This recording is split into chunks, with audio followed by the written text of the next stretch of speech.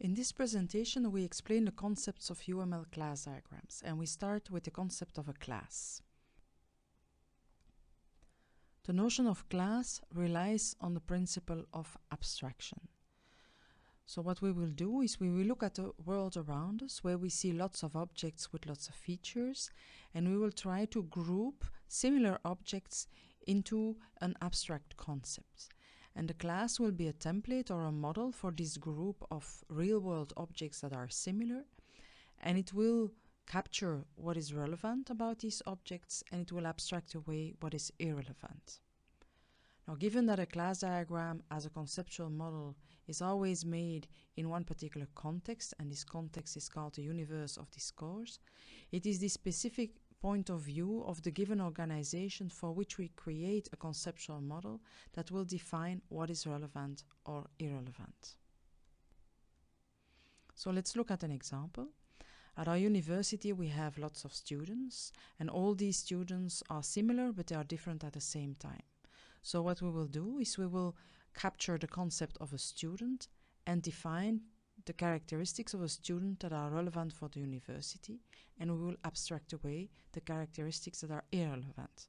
So for example, the color of their hair, the color of their eyes, their height, their weight are all features that are irrelevant from the perspective of the university. On the other hand, their name, their birth date, their home address, their email address are all examples of features that are relevant for the concept of the student in the context of the university.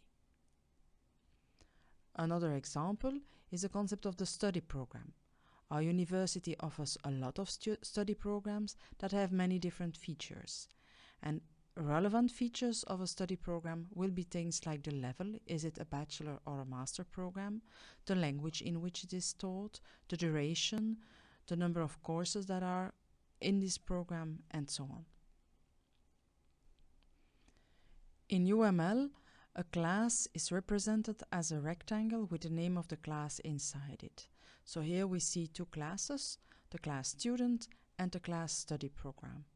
Each class represents a set of objects. So for example, the class student represents a set that contains all the individual students. And likewise, the class study program represents the set of study programs with all the different instances contained in that set. So this means that when we are doing modeling, we actually can distinguish two different levels. Level 0 is the instance or object level. There we find the individual objects like the individual students, Henry, Lisa, John, Peter and Anne. We find the study programs like the Bachelor of Law, the Bachelor of Business Economics, the Master of Information Management and so on. And we find the individual courses like Introduction to Object-Oriented Programming, ICT Law, Requirements Engineering and so on. One level above we find level 1, which is the model or diagram level.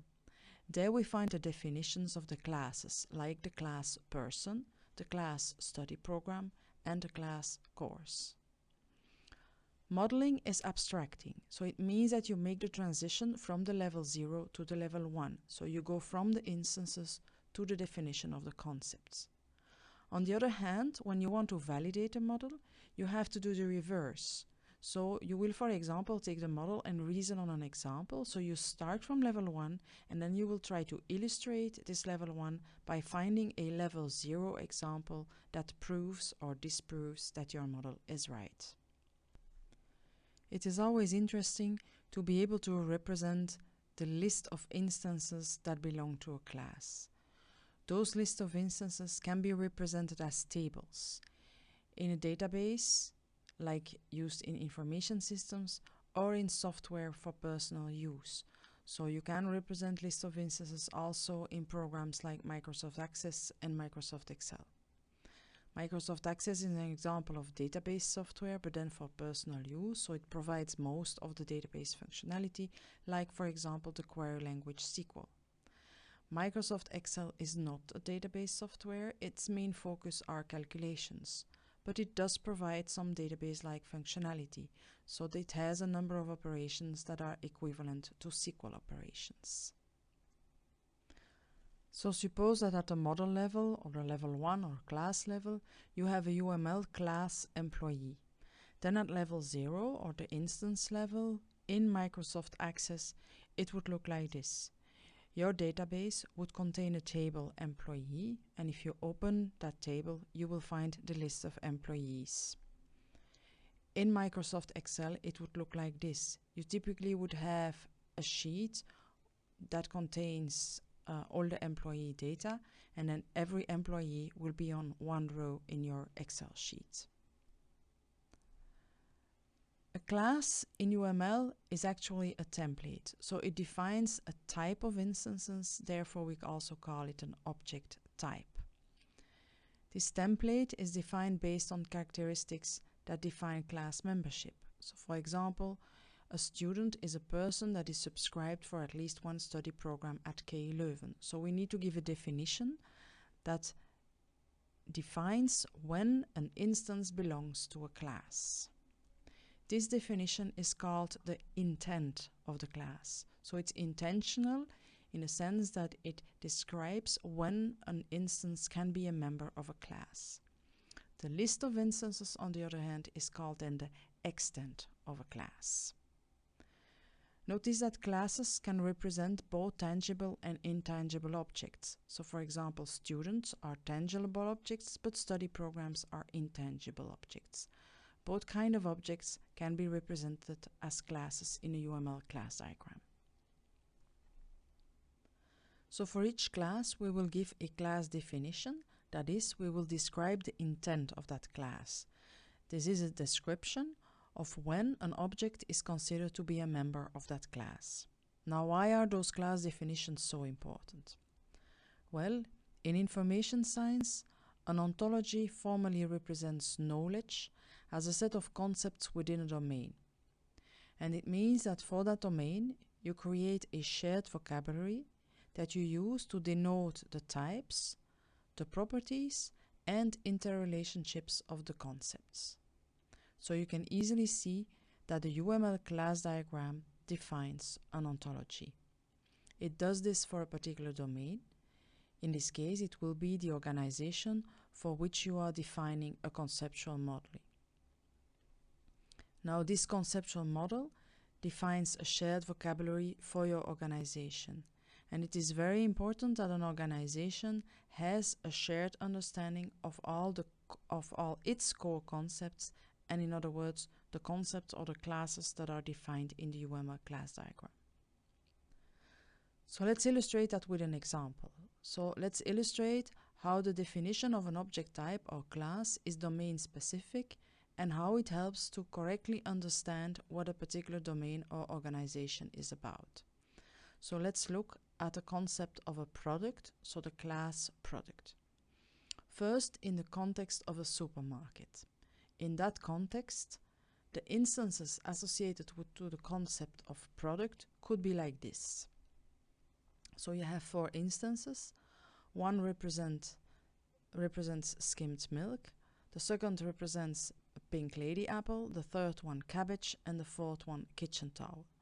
Now each of those instances actually represents a number of items that are on the shelf in your supermarket. So for example, skimmed milk represents the different bottles that you can find on the shelf. And so for the product skimmed milk, you can have many bottles.